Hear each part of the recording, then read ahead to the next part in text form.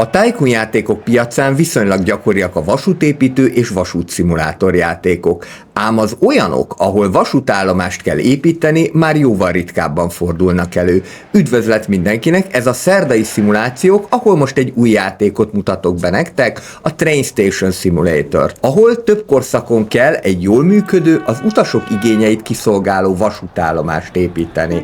Ezt a sorozatot 4 részesre tervezem, így az 1970-es évektől egészen napjainkig fogjuk építeni egyre nagyobbra a vasúti pályaudvarunkat. Ezzel összefüggésben pedig arra kérnélek, hogy ha neked tetszik ez a tartalom, akkor a csatornára való feliratkozással támogasd a munkámat.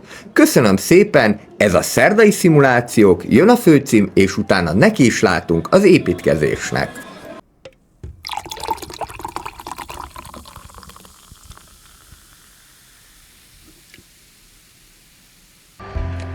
Kezdjünk is akkor egy új vasútállomás építésébe. Én a kampánymódot választottam, ami azt jelenti, hogy az 1970-es évektől kezdve egészen a 2000-es évekig nyomon követhetjük ennek a vasútállomásnak a történetét.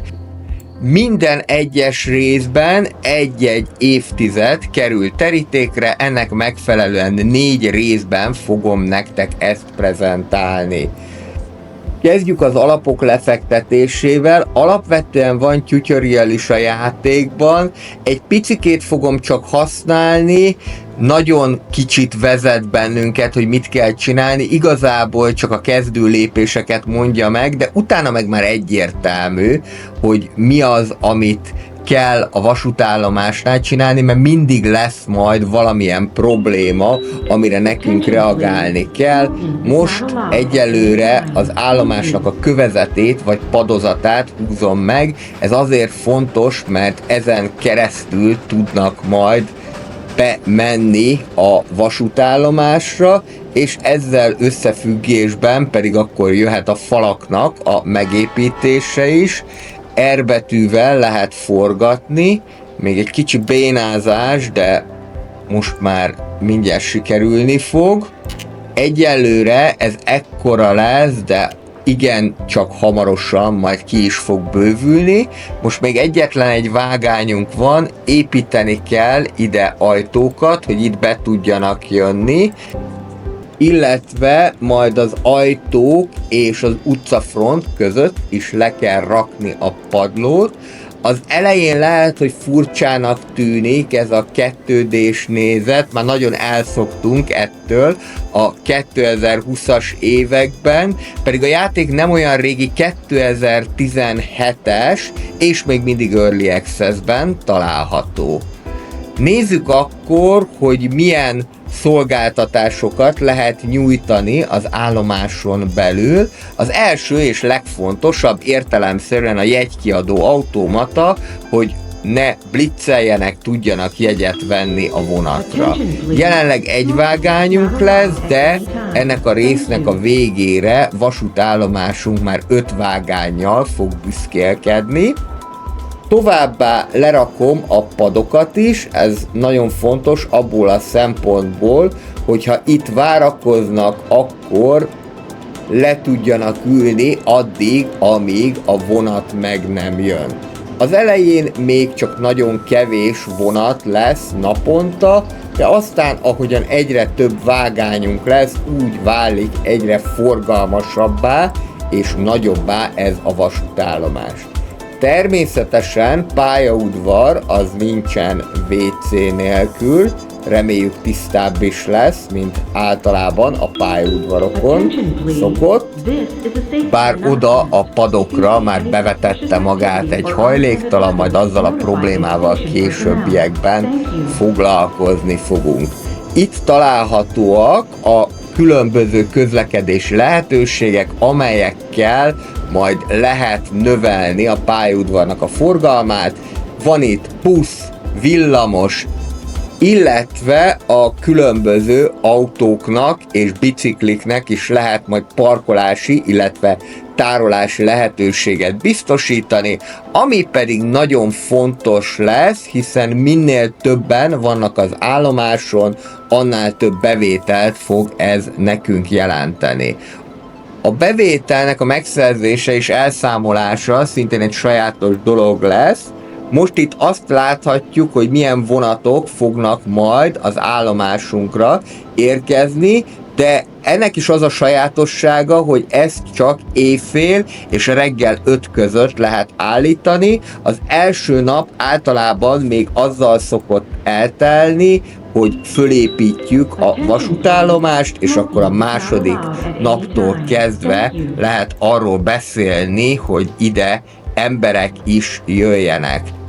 Tehát most még az előkészítési munkálatok folynak, és ennek jegyében pedig rögtön be is állítom, hogy milyen gyakorisággal érkezzenek ide a buszok.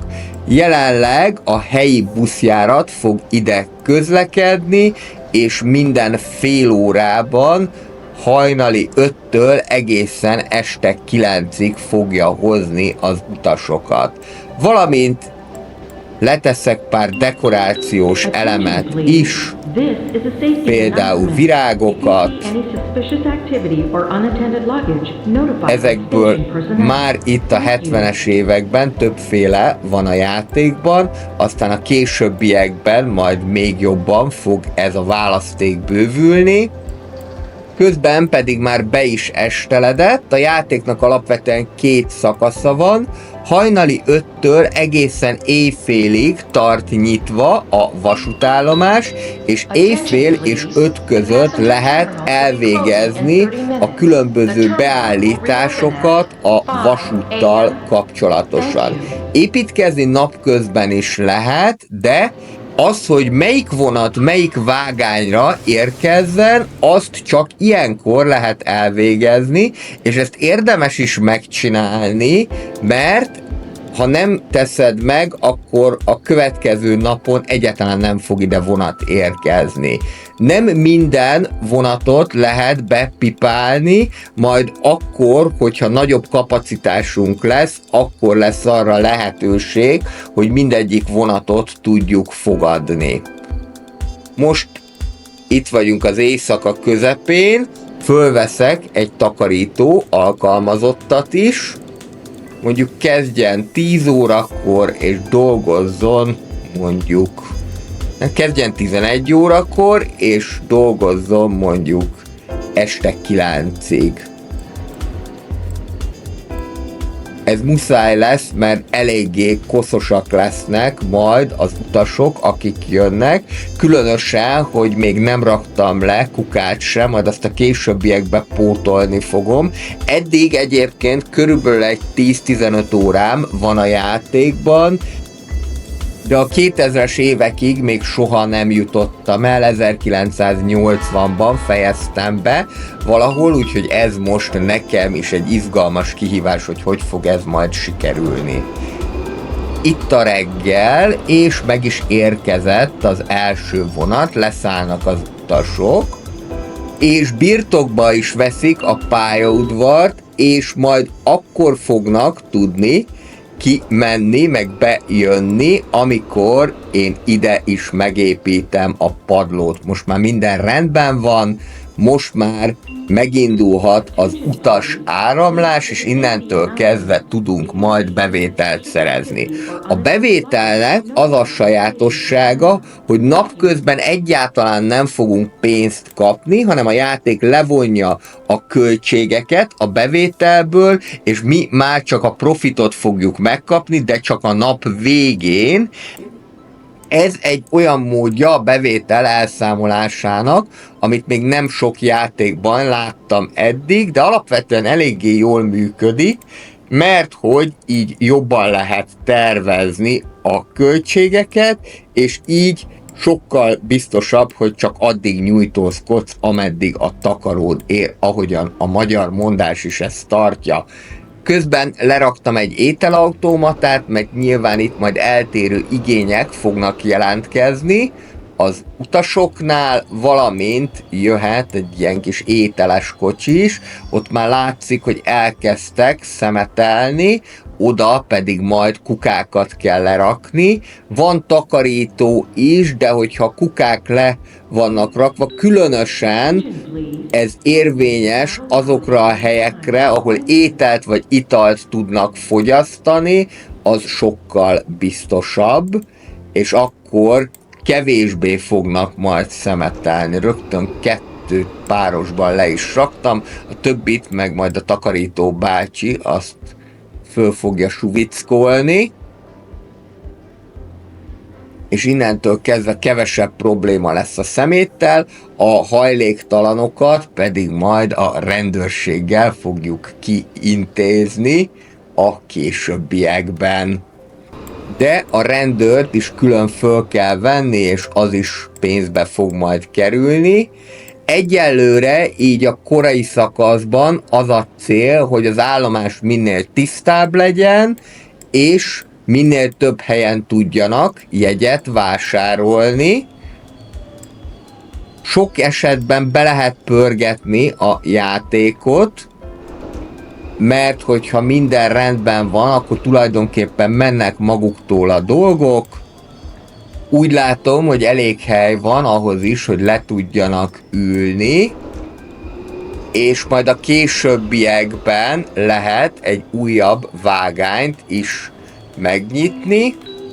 Most még egyelőre a kisebb és főként a helyi érdekeltségű vonatok jönnek, de City Skylines egyből tudjuk, hogy coffee is the fuel of the modern economy, vagyis a kávé a modern gazdaság mozgatórugója, úgyhogy ennek érdekében még így a nap végén le is tettem egy kávézós kioszkot.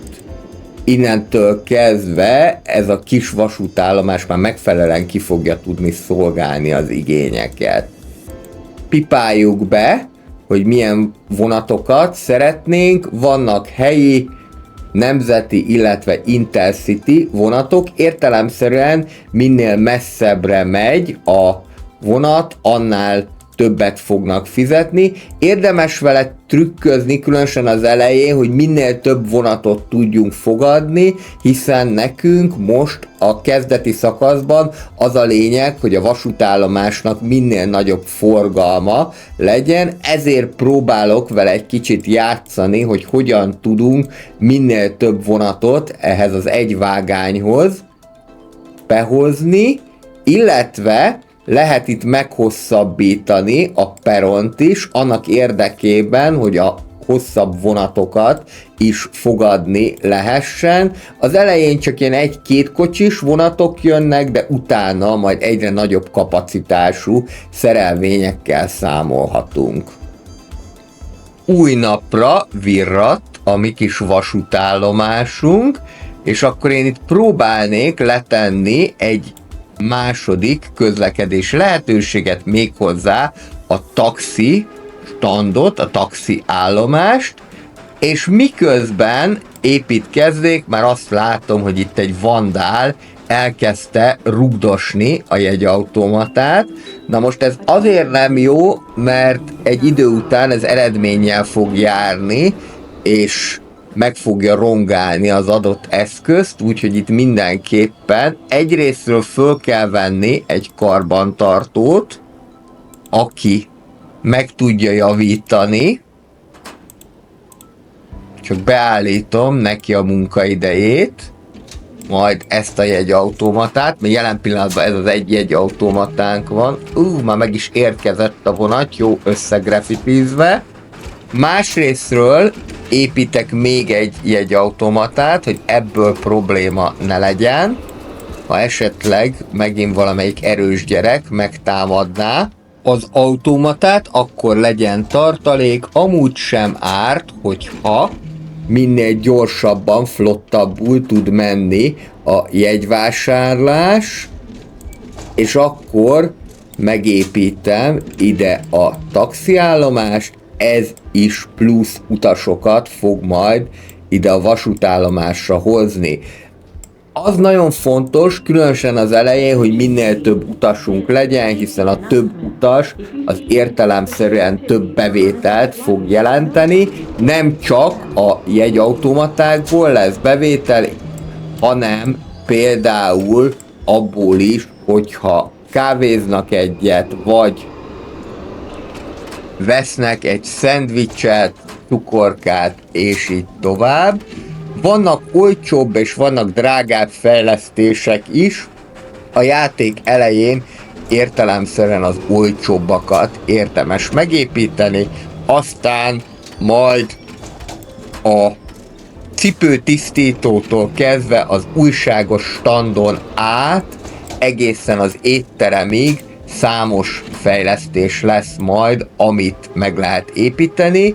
Ebben a játékban legalábbis egyelőre nincsen technológiai fa, hanem a technológiák úgy válnak majd elérhetővé, ahogy átmegyünk a 80-as, 90-es, majd pedig a 2000-es évekbe.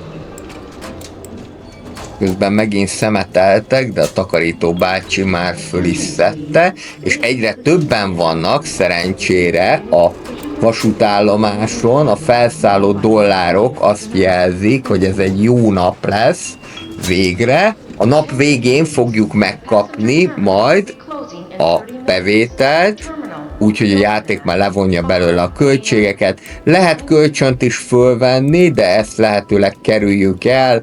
Most az előző nap mintegy 39 000 pénzt tudtunk többletbe eltenni. Ez nem rossz, és hogyha megépítjük a második vágányt, akkor lesz arra lehetőség, hogy már több vonatot tudjunk fogadni. Ilyenkor éjszaka általában csak ezeket a tevékenységeket tudjuk elvégezni, illetve hogyha akarunk, akkor tudunk még építkezni, de építkezni azt nappal is lehet.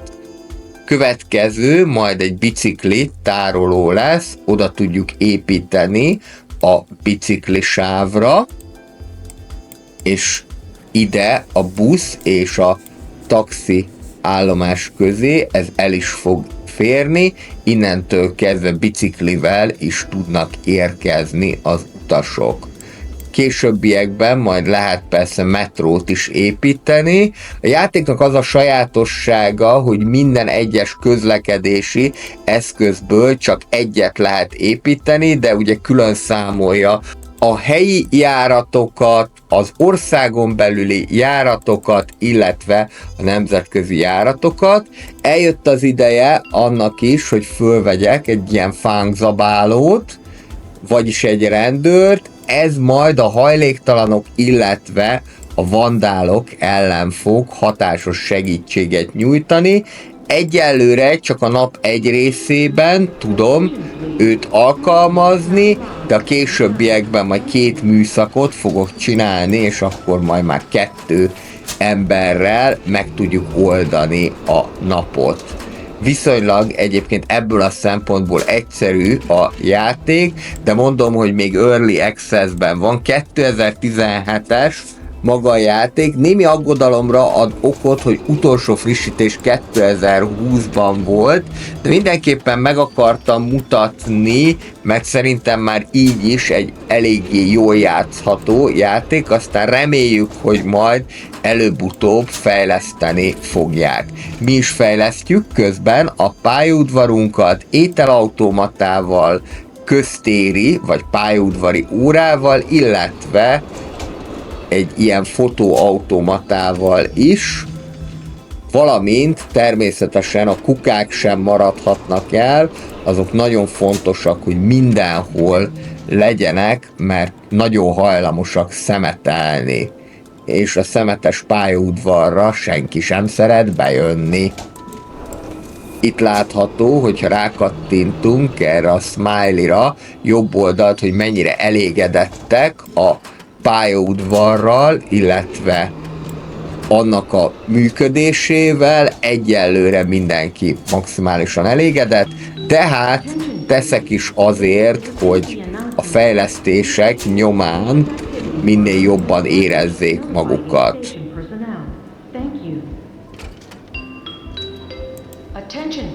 Jöhet még egy ilyen tájékoztató tábla, és most már egészen szép bevételünk volt, úgyhogy lehet még építkezni. Méghozzá arra gondoltam, hogy egyelőre még az egyszerűbb, olcsóbb közlekedési lehetőségeket építsük meg. Most leraktam egy Intercity buszállomást,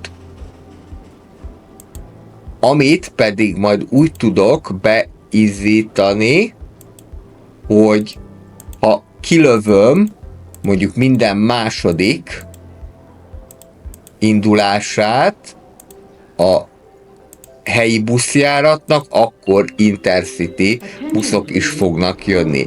Ez valamivel növelni fogja a kapacitást, de nem annyival, hogy kettőszörösre, csak inkább abból a szempontból van jelentősége, hogy nyilván, mivel ilyen kombós bérletek vannak, bérleteket még egyelőre nem lehet beállítani, ez remélhetőleg majd a későbbiekben megvalósul. Tehát, hogyha valaki vesz jegyet a helyi buszjáratra, akkor az a helyi vonathoz akar jönni, az Intercity buszra, akkor az Intercity vasútra akar menni, és így tovább. Tehát ezért érdemes minél többfajta közlekedési lehetőséget biztosítani. Itt még lerakom az első jelentősebb beruházást, az újságos standot is. Legyen minél több lehetőség vásárolni. Ez is hozza a pénzt, ott már megint a vandál elkezdte rugdosni az automatát, de most a rendőr ezt már elhárította. Ebből a kis pittyegésből lehetett azt hallani, hogy sikerült leállítani, hogy szét ne rúgja az automatát, neki meg gondolom valamelyik másik testrészét rúgták szét, mert meg is érdemli, és akkor tehát ez egy fontos dolog lenne a játék korai szakaszában, hogy minél több közlekedési lehetőséggel tudjanak ide megérkezni. Most például megjött már az Intercity Bus, hozott jó sok embert, akik majd az Intercity vonatra fognak felszállni. Későbbiekben majd aztán különböző sinekkel is lehet élni, illetve majd több vágányt is fogunk építeni. Ezt hamarosan meg is fogom tenni, de ez nem 2 fillér, tehát erre mindenképpen gyűjtögetni kell, hogy több pénzünk legyen. Viszont addig is a kisebb fejlesztések jöhetnek, mint például egy ilyen ételes autó, ezt lehet a pályaudvaron kívül is építeni, ide a pályaudvar elé ez jó lesz, csak a kövezetet még meg kellett húznom, és akkor itt is van a grillcsirkés. Általában ilyeneket szoktak, ilyen grillcsirke, meg kürtöskásra, megint ott a vandál. És viszont nincsen szolgálatban rendőr, úgyhogy ezt lehet, hogy szét fogja rúgni. Bár az is lehet. Van olyan, hogy leállnak. És ez most éppen leállt, tehát szerencsénk van. Így nem kellett a karbantartó bácsi. Karbantartás, illetve a takarítás, ez egyébként még teljesen automatikus, ezt nem is bánom, hogy így van. Nem baj, hogy ezzel nem kell bajlódni. Nagyon szépen szállnak fel a pénzek. Ilyen fehér ice típusú vonat, ami most éppen mindjárt kigördül az állomásról, és most szerintem a mai nap már lesz elég bevételünk ahhoz, hogy neki kezdjünk a második vágány megépítéséhez. Igen, egészen szépen jött, majdnem 50 000-es bevételünk volt. Na most időközönként kb. Olyan 3-4 naponta frissíteni kell a menetrendet, tehát akkor mindig újra be kell ezeket pipálni. Igazából ez még 8 vágány esetén sem akkora probléma. Na jó, 8 vágány esetén már majd probléma lesz, de most még ez teljesen jól működik így. és nézzünk még közlekedési lehetőséget, illetve fejlesztést. És akkor itt már elkezdek majd kacsingatni a pályaudvar végére. Itt látszik, hogy megvannak már a sinek a pályaudvar széléig. Az én feladatom az lesz, hogy meghúzzam a sineket egészen a pályaudvarig, és építsek egy ilyen ütköző bakot. De mielőtt ez még megtörténik, egy picit kibővítem a pályaudvart. Egy ilyen jó öreg füstös szerelvény érkezett, bár a kocsik maguk viszonylag modernek, ilyen szép ezüstösek. És most akkor az lenne a lényeg, hogy pörgessük a játékot, hogy legyen elég pénzünk ahhoz, hogy a következő nap már le tudjuk fektetni a második vágányt is.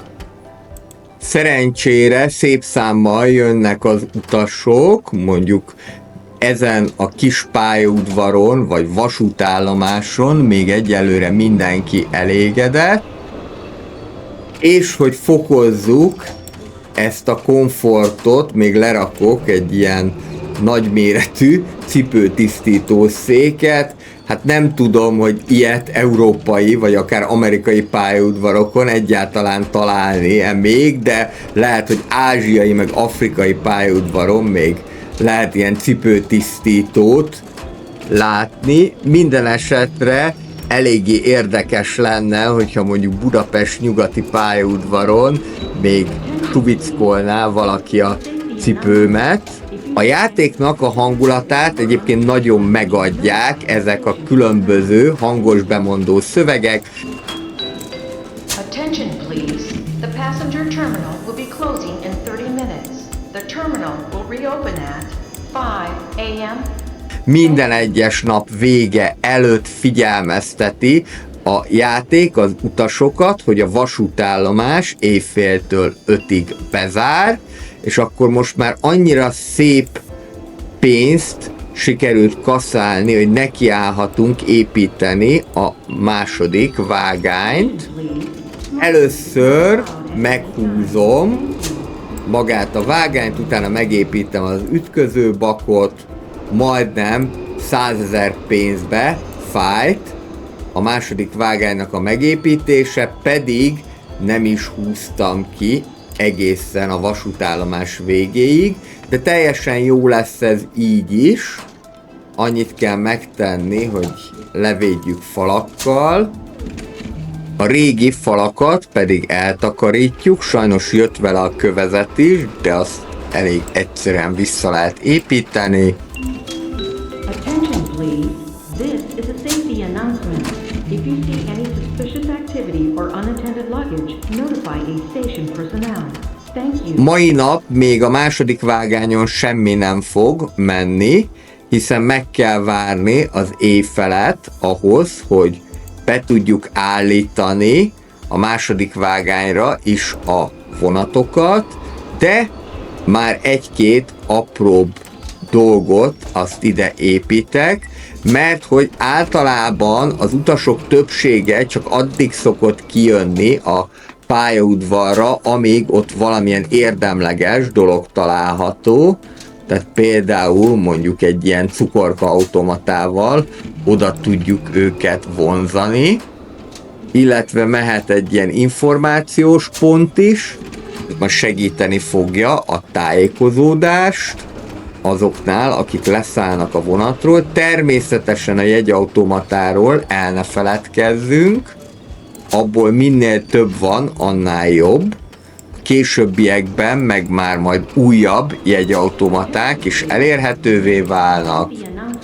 Valamint még tovább húzom a padlózatot, annak érdekében, hogy minél hosszabb vonatokat tudjunk majd itt fogadni.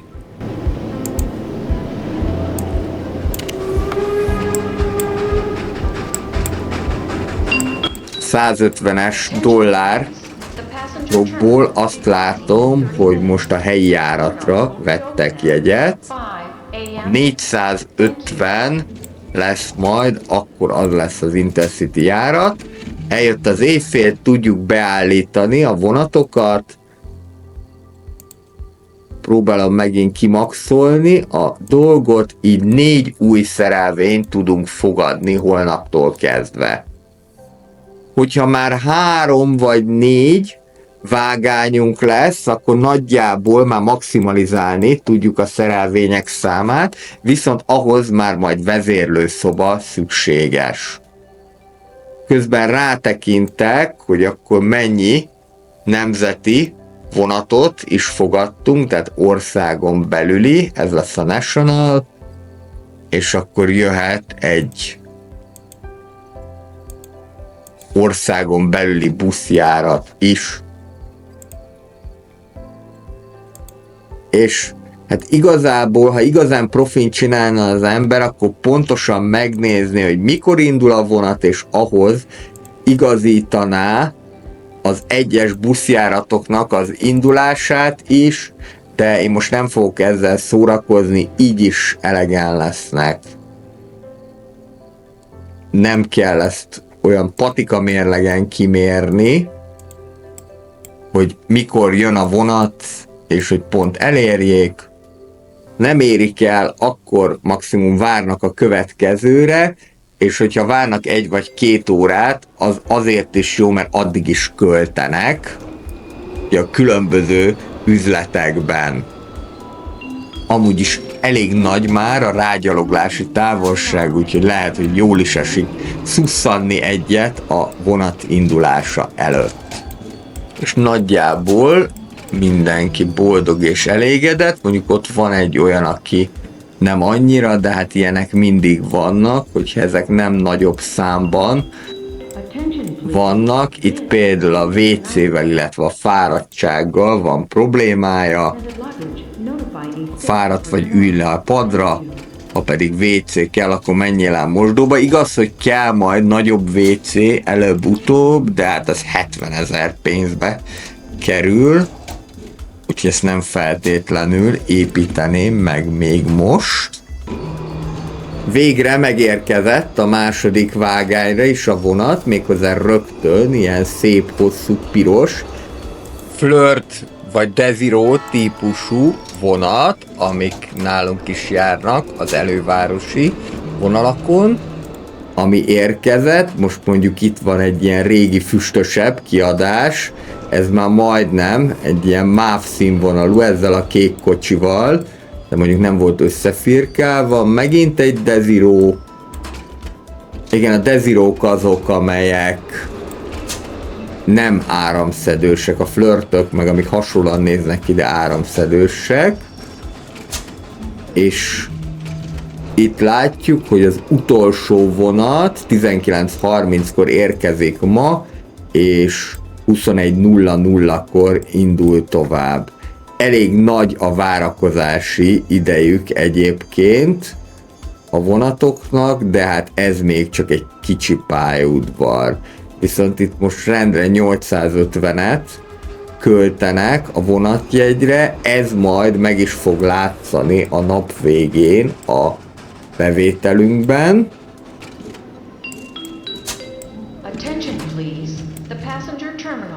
És valóban közel 100 000 pénzzel, 100 000 dollárral lettünk gazdagabbak. Jöhet a menetrendnek a beállítása, itt már 3 óra környékén erőteljesen rám szól a játék, hogy állítsam be a menetrendet, mert ha ezt nem teszem, akkor egy darab vonat nem fog érkezni a következő nap, és ugye azt utána frissíteni majd csak 24 óra múlva lehet, hogy akkor itt gyorsba be is állítottam mind a 2 vágányt. Még ellenőrzöm, hogy esetleg van-e arra lehetőség, hogy még több vonatot fogadjunk, de úgy látom, hogy nem igazán. És akkor az, hogy harmadik vágányt építsünk, annak ugye megvan a helye, de most ez azért világít ilyen pirosan, mert ahhoz, hogy harmadik vágányunk legyen, le kell rakni egy ilyen vezérlőszobát, ami 100 000 pénzbe fog kerülni, valamint a vasútállomás területét is ki kell terjeszteni, mert épületet csak oda lehet építeni, ahol padlózat is található, még egy kis rombolás, átalakítás, falépítés,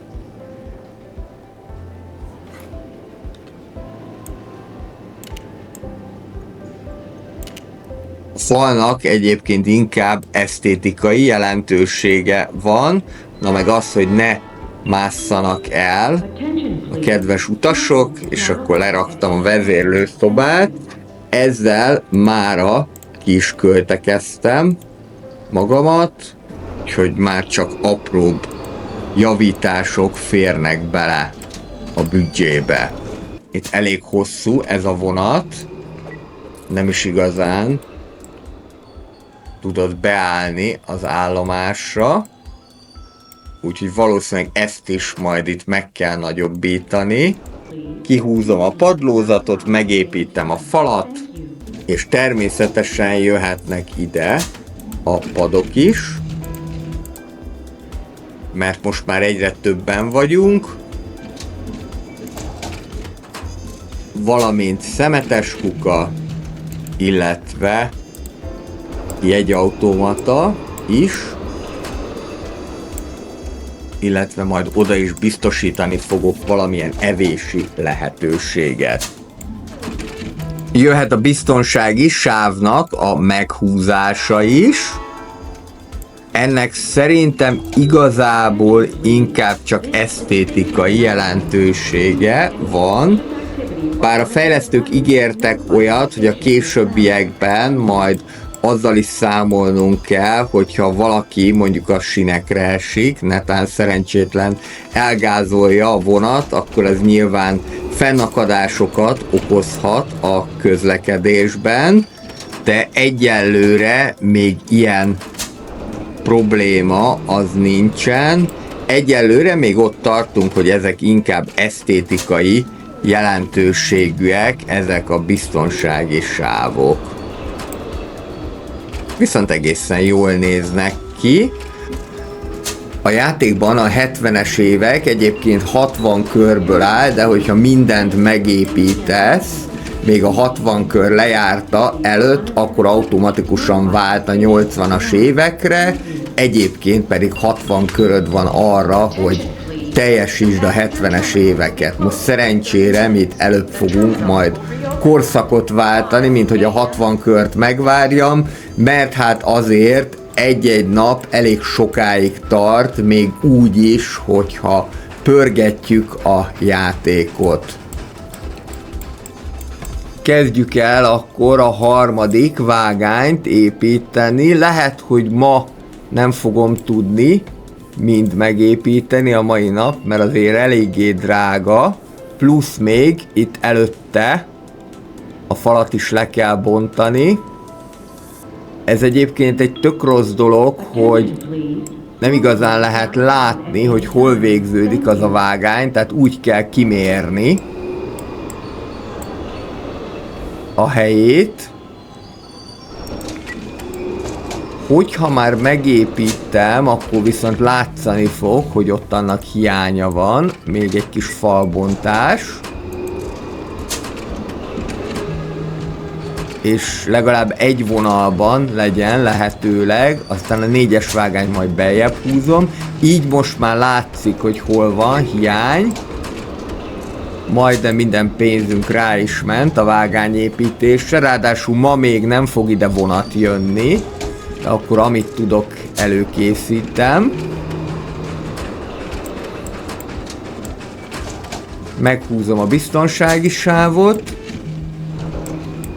Látszik egyébként, hogy jobban nem jönnek be az állomásba, illetve az állomás területére az emberek, mint ahol valami érdemleges dolog nem található. Tehát a jegyautomatáig még talán elmennek, de ott a középső üres részen egy ideig besétálnak, utána látják, hogy ott nincsen semmi, úgyhogy visszafordulnak. utána, ami alapvetően jó, mert ez azt jelenti, hogy a játékban az emberkék egy fejlettebb navigációval rendelkeznek. És azt látom, hogy most már egyre sürgetőbb ez a kérdés, hogy egy második WC is legyen. Most megkaptuk a pénzt, több mint 80 000 sikerült bezsebelni, és akkor indulhat a fejlesztés.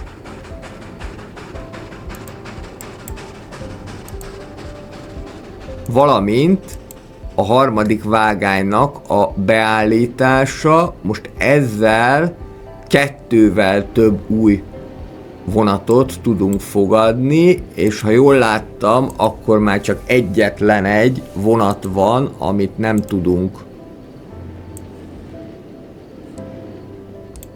az állomáson fogadni. Megépítem a padokat is, most ezt a módszert választottam, hogy egy helyet kihagyok, és akkor ide a közepére lehet egy ilyen dekorációt építeni. Ebből is van elég jó választék, a későbbiekben majd ez bővülni fog, ahogyan megyünk előre a 80-as, 90-es évekbe. Jöhet egy következő közlekedési eszköz, ő itt igazából trollibuszt mond, én minthogyha sint is látnék alatta, bár maga a felső vezeték az tényleg olyan, mint a trollibusz, de hogy ezt most minek nevezzük, trollibusznak vagy villamosnak, mert az áramszedő meg megint olyan, mint a villamosé, hát higgyük el azt, hogy akkor ez egy trollibusz, amit ide most bevezettünk, és akkor, mivel így a másik oldalon fognak majd leszállni erről a trollibusz villamosról, majd ki kell építeni még oda is az infrastruktúrát. Jöhet egy ilyen jegyiroda, igazából nem tudom, hogy mivel jobb, mint a jegyautomata, de az biztos, hogy drágább.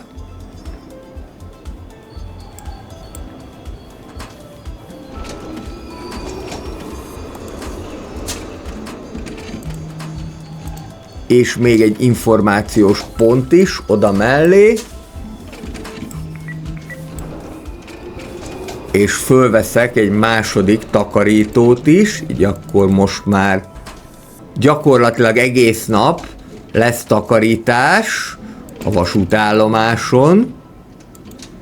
Meddig számít állomásnak és mikortól kezdve pályaudvar, ezt nem tudom. Itt 8 vágányt lehet maximum lefektetni, ami akkor azt jelenti, hogy szerintem 4 vágánytól kezdve már mondhatjuk magunkat pályaudvarnak. Bár ugye amilyen környezetben ez ki van alakítva, ez az állomás, illetve pályaudvar, ez egy tipikus belvárosi, városias környezet, úgyhogy igazából lehet, hogy már akkor pályaudvarnak lehet nevezni, amikor csak 1-2 vágány van, mint például, hogy nagyon sokáig volt a Józsefvárosi pályaudvaron is személyforgalom, aztán valamikor a 2000-es években, talán 2009-ben viszonylag későn szüntették meg. Én egyébként mindig akartam rajta utazni, de aztán valahogy erről lemaradtam, úgyhogy mire már oda jutottam volna, hogy a Józsefvárosi pályaudvarról utazok a vonattal, addigra már ezt megszüntették, sajnos. De hát valószínűleg eléggé gazdaságtalan volt fenntartani a dolgot. Most megint kaptunk egy figyelmeztetést az időtáblával, illetve a menetrenddel kapcsolatosan. Nézzük, hogy mi az, ami ki fog maradni, de úgy látom, hogy most már fullba vagyunk, tehát egyetlen egy vonat sem fog kimaradni, mindegyiket tudjuk fogadni. Ez majd a 80-as években az eltérő sinek miatt meg fog változni, de hát az majd még csak a következő rész lesz. Én egyébként is nagyon szeretem a pályaudvarokat, hogyha pályaudvaron kell várni 1-2 órát, akkor simán el tudok sétálni, eszem valamit, de hogyha csak azt nem, hanem nézi az ember a vonatokat, mint közlekedés szerető ember, az is teljesen működőképes.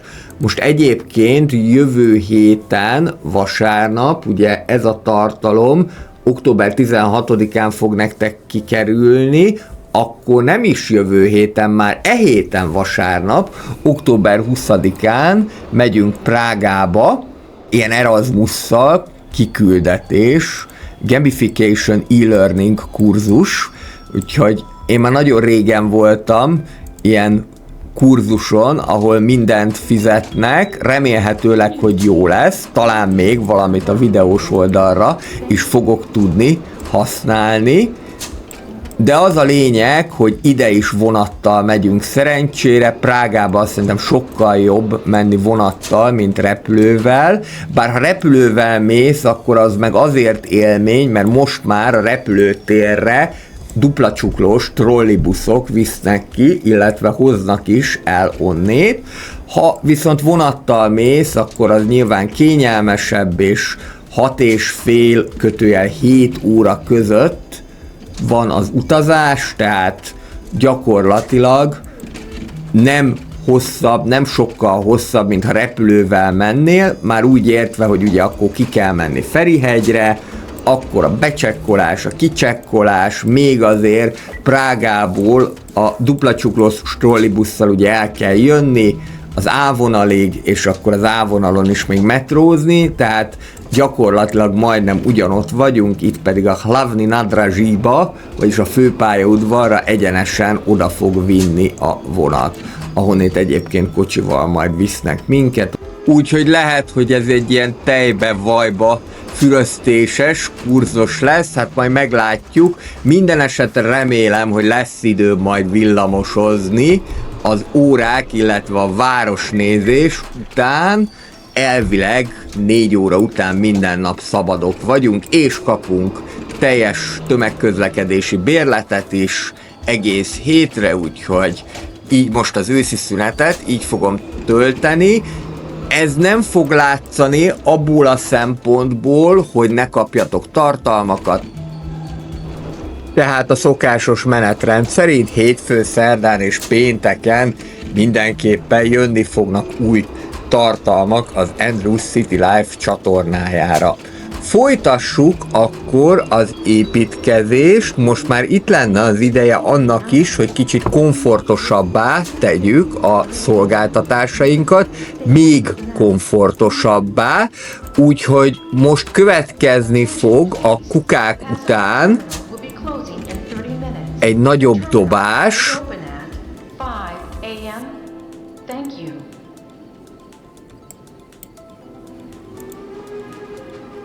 Mégpedig ez nem lesz más, mint ennek az étteremnek, vagy lunchbárnak a megépítése. Mondjuk, hogy pontosan a lunchbár az mit jelent, azt nem tudom, mert hogy a nyugati téri McDonald's-ot is lunchnak nevezik. A McDonald'sról nem feltétlenül ez jutna eszembe, de hát a marketingnek az a lényege, hogy adja el a dolgokat valami jobbként, meg jobbnak, mint ami ilyenek valójában. Megépítem itt a kövezetet, jöhet ide még 2 ajtó, és akkor így már egészen jó lesz az utasáramlás. Úgy látom, hogy elkezdték a lunchbárt is belakni. Mondjuk az, hogy nem tettem oda kukákat, az rögtön azt jelenti, hogy iszonyat szemetes lett a környék. Úgyhogy azon majd még dolgozni kell. És majd ez mind be fog épülni. Most egyelőre csak azért húztam meg itt a padlózatot, hogy akik a trollitól jönnek, azoknak ne kelljen olyan nagyot kerülnie.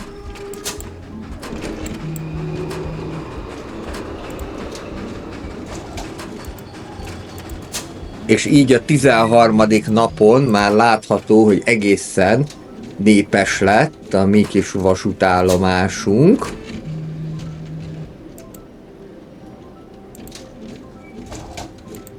Annyira, hogy most már akár még 2 új takarítót is föl lehet venni. Attention, please. The passenger terminal will be Megvárom, hogy bejöjjenek a pénzek. Most egy szép 100 000-es profitot sikerült zsebre tenni, és akkor jöhet egy nagyobb WC is, mert már annak is itt az ideje. Mondjuk ide a lunch bar mellé tökéletesen el fog férni. Maradt még 64 000 pénzem, ugye ezt mondtam, hogy ez a nehezebb, ezt kimérni, hogy hol is lesz igazából a vágánynak a vége. Ez most nyugodtan jobban is bejöhet a pályaudvarra. Így akkor most már megvan az ütközőbak, és már csak a kapcsolatot kell így megépíteni. Nem fog menni a mai nap, mert 3000-be kerül egyetlen egy vágány darab, és ez több mint 17 vágány, ugye 16-tal futnák ki a 48 000-ből, de ez több mint 17, szóval erre egészen biztos, hogy nem lesz pénzünk, nem baj, majd ez holnapra össze fog jönni szépen. Most egyelőre annyit csinálok meg, hogy viszont a padlót meghúzom itt a 3-as, 4-es vágány között. És ahogyan sikerült kibontani a falat, már is belógtak ketten. Nem baj, majd mindjárt eltűnnek maguktól. Ebből a szempontból nem olyan, mint a korábban már bemutatott Parkitect, hogyha bekeverednek valahova a látogatók, akkor nem tudnak onnét kimenni, csak akkor, hogyha kibontom azt a részt. Ez itt kicsit könnyebben van megoldva. Ilyen szép emeletes vonat érkezett.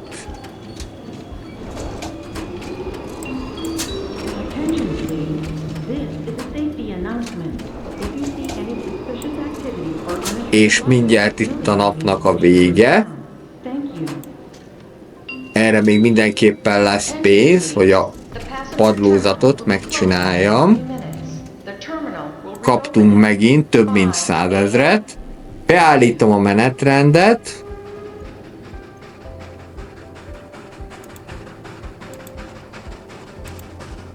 A 4-es vágány egyelőre még nem elérhető, de már jelzi, hogy majd lesz, csak még nincs oda meghúzva a sín, de ezt most pótoljuk. Ezzel az előző napi 100 000 el is ment.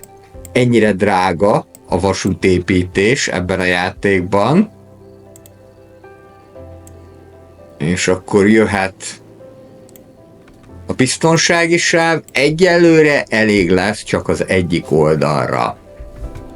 Itt az új nap. Már akár egyébként ezt ki is bonthatnám, de igazából minek, mert most a mai nap a 4-es vágány még nem fog vonatokat fogadni. Közben nézem a statisztikát, egyre jobban állunk egyébként. Azt nem tudom, hogy mi a különbség utazó és utas között. Talán a traveler az lesz az átutazó, a passenger, az utas pedig, aki célzottan ebbe a városba fog jönni. Elkezdem a padokat lerakni. Az előkészítő munkálatok már addig is végbe vehetnek. Ami a 4-es vágányt illeti. És utána majd, amikor eljött az éjfél és megkaptuk a pénzt, akkor már majd kibontom azt a részt. Egyébként elég intelligens a játék,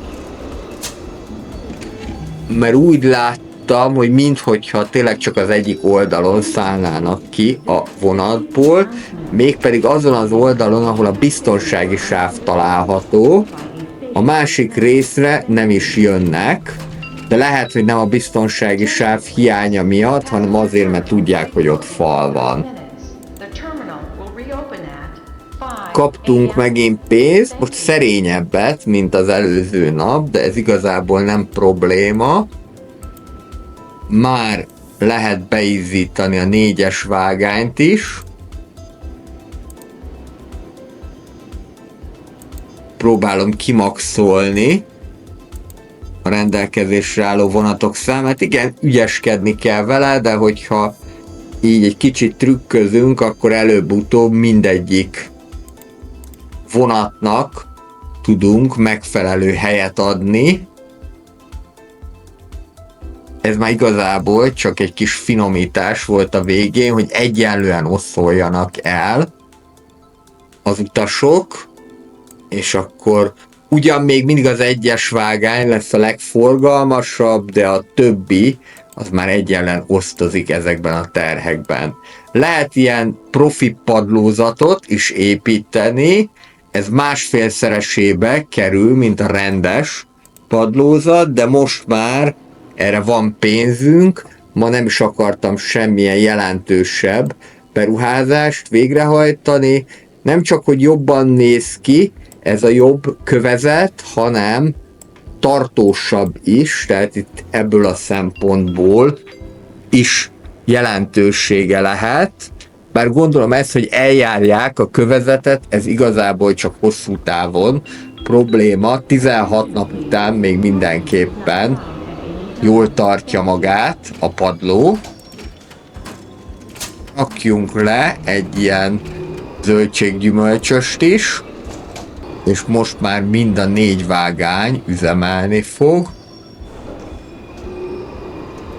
Viszonylag nagy a távolság a 3-as és a 4-es vágány között, de a játék ugye ezt így adja föl, a 2-es meg a 3-as vágány között pedig alig lehet elférni. Ott tényleg csak egy nagyon szűk sáv található, és szerintem a többi vágányt már úgy nagyjából idáig fogom behúzni, mint ahol most a 4-es vágány található, de lehet, hogy ott a 6-osnál még csinálok egy ilyen kis öblöt, és akkor majd az később fog egy picit kezdődni, nagyobb lesz a rágyaloglási távolság. Annak érdekében, hogy minden kiszolgáló létesítmény jól el tudjon férni. Szépen utaznak ezzel a helyi vonattal is. És most egyszerre 3 is befutott fejpályaudvarra. Ez is egy érdekes dolog, ugye 2017-es a játék, és nem átmenő, hanem fejpályaudvar van. Manapság a különböző nagyvárosokban már az átmenő pályaudvar az, ami inkább divatba jött, hogy így mondjam.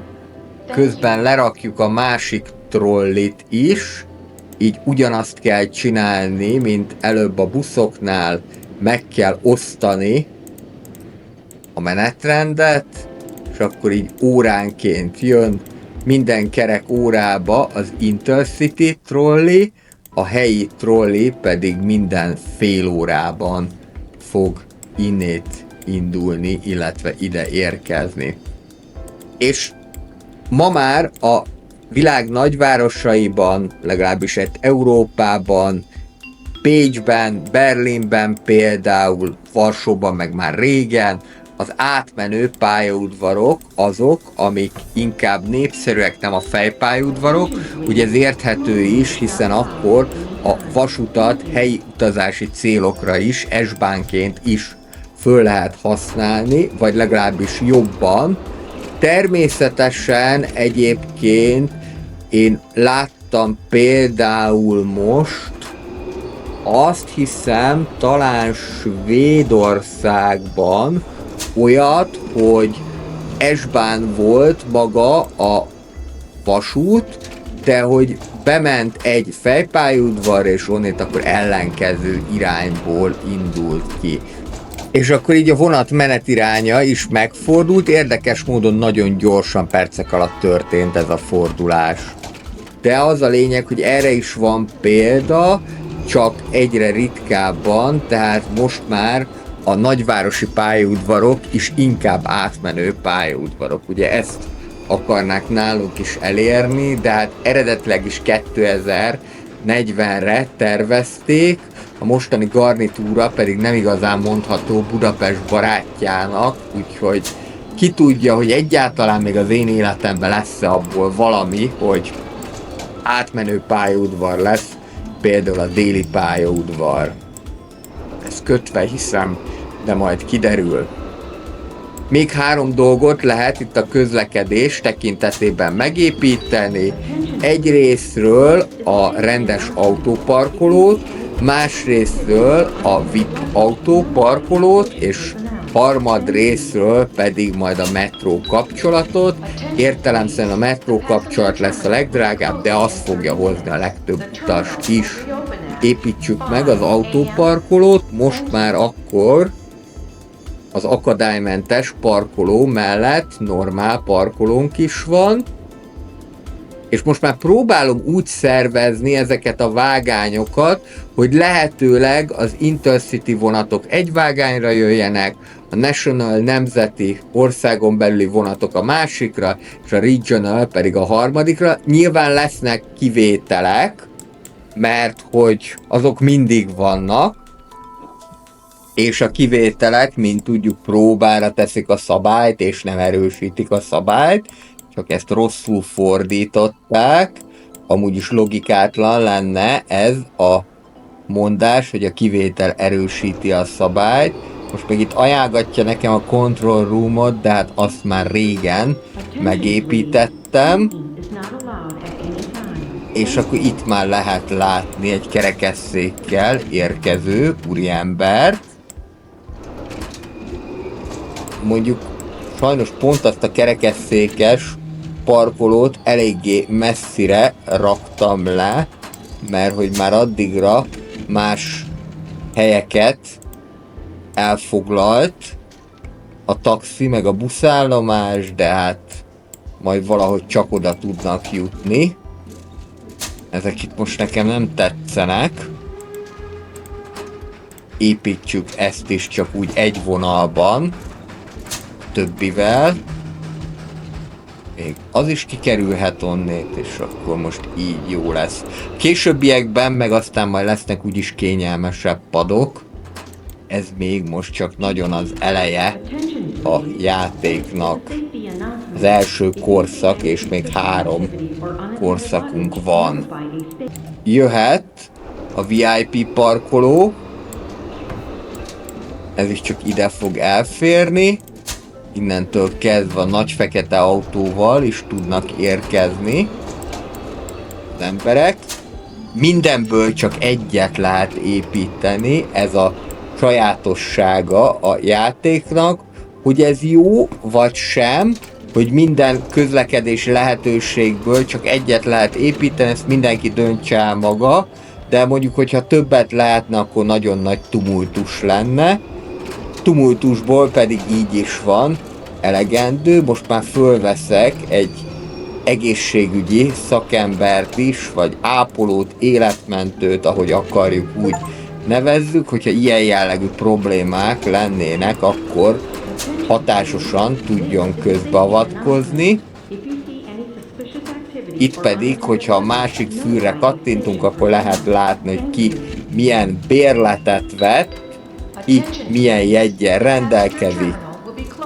Helyi, vagyis Regional, Intercity, vagyis belföldi, illetve National, vagyis nemzeti. Hát gondolom ez már azért a nemzetközire is vonatkozik, de minden esetre a National az, ami a legjobb pénzt hozza. És pénzből szerencsére nincs is hiány.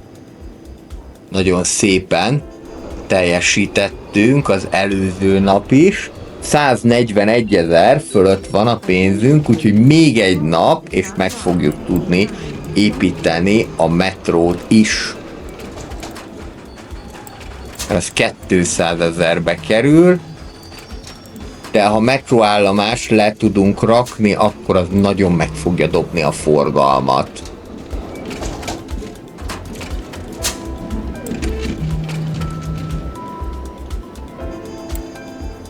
Elég jól vannak animálva egyébként a figurák, legalábbis nem akadnak össze, ahogyan mennek.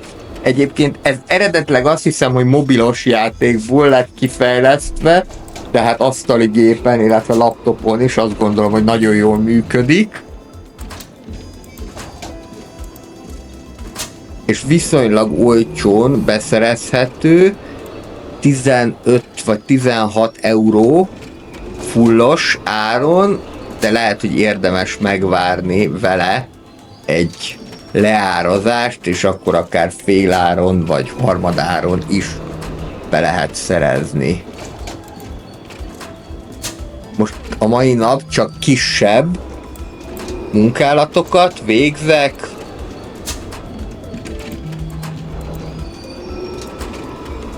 Egy-két ilyen kényelmi dolgot lerakok, mint például a fotó automata, az ételes kocsi, illetve természetesen kukákat. Jöhetnek ide a peronok végére tájékoztató táblák is. Ezek mind-mind úgynevezett információs pontokat adnak, bár maga a pontrendszer az még nincsen kidolgozva. Itt pedig már próbálgatom a metróállomás hova fog elférni, és aztán jövök rá, hogy ez bizony csak az utcára fog majd elférni. Ide rakjuk le, de innentől kezdve ez extra mennyiségű embert fog jelenteni, már lehet is látni, ahogyan az emberek valósággal kirajzanak, jönnek föl a metróból, és úgy látom, hogy igazából teljesen mindegy, hogy milyen messze van az állomástól, az adott közlekedési lehetőség mindenképpen használni fogják. Egyébként ez is a játéknak az egyik trükkje, hogy először minél több pénzt kell szerezni, a minél több pénz pedig a minél több utas által tud megvalósulni. Utána pedig, amikor már ebben a szakaszában vagyunk az adott korszaknak, most már hamarosan tudunk korszakot lépni, mert már mindent megépítettünk, ami a 70-es évekhez tartozik, akkor már szabadabban tudunk építkezni, meg lehet csinálni rendesen a padlót, illetve lehet ilyen extra dolgokat venni, extra szolgáltatásokat biztosítani. Meg persze a kukákat, mert úgy tűnik, hogy a szemetelésről arról nem tudnak leszokni a kedves utasok. Egyetlen egy dolog maradt már csak hátra odáig, hogy a 70-es évekből előre tudjuk lépni a 80-as évekbe, ez pedig a különböző aluljáróknak a megépítése. Ez nagyon egyszerűen arra lesz jó, hogy gyorsabban tudnak közlekedni majd az emberkék a vágányok között, viszont ez csak platformra, tehát erre a biztonsági sávra lehet letenni, és csak is a sinek mellé. Arra viszont nagyon jó, hogy miután benyúlnak eléggé mélyen ezek a vágányok az állomás központjába, hogy akkor így tudnak ott is közlekedni, nem a vágányon fognak átmászkálni. Ami amúgy is tilos, és hát itt ugye jó szabálykövető emberek vannak, úgyhogy ezt amúgy sem tennék meg, viszont hogyha építek az állomás másik felére, ilyen aluljárókat, akkor nem kell nekik visszamenni a vágányok végéig, azért, hogyha másik oldalra akarnának átjutni. Ide akár 2 is elférhet. Mondjuk $30,000 egyetlen egy ilyennek a megépítése, de ez mindenképpen kelleni fog, különösen ott a 4-es, 5-ös vágánynál ne legyen akkora tömeg. Ide még pár padot leteszek az 5-ös vágány mellé, mondjuk ez a legkevésbé forgalmas vágány, és akkor a 6-os majd egy kicsit kijjebb fog kezdődni. 3 minutes.